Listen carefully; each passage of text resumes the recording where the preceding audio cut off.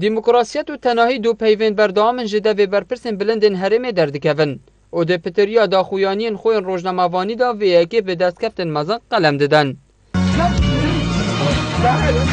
هیرشکرین و تیرورکرنا کساتین برنیاسن هرم جمامستاین آینی و روزنامه‌وان و مامستاین زانکوی و چالاکوان سیاسی و مدنی جحالت تاکیکسی برف دیار دبونه دچن. مامۆستا و ڕۆژنامەوانên زانکۆ دووکێژی دەبێژن هێرشکردن لەسەر پرۆفیسۆر و نویسەرê ناودارê Kurd Ferhat Pîrbalî şermizar dikin. خوازن کو جهت پیوندیدار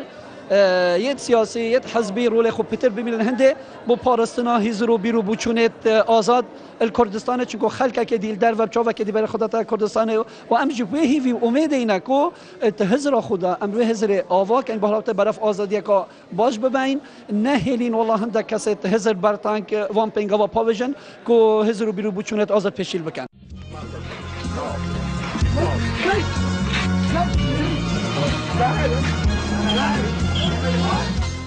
کاری که نجی خدای هرشکن سر روزنامه‌وان و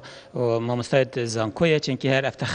افتخاب بجنه تخاب جاره هر ملت کینه کو برهمینرت هزرینت طولاتی دا دامت الهزری بدی چناف بتن بت اگر هنده کتو برف دکتاتوریتی بچی راستی افتشتت تشمزر کرنه و چه جاره رن وقت اسوق روزنامه‌وان بجم و حتی هال کردستان جب خوشبختانه من نگشت ند بقناقه دا کو هرش بشت سر روزنامه‌وان بشوی سیستماتیک ل ده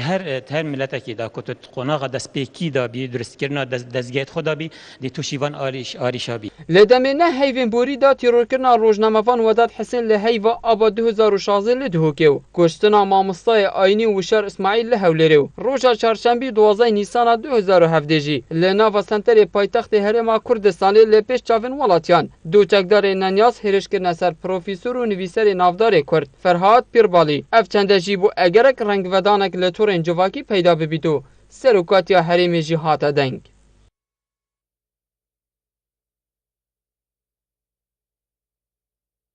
جدهو که بو بدینان ساد هاتی سامی.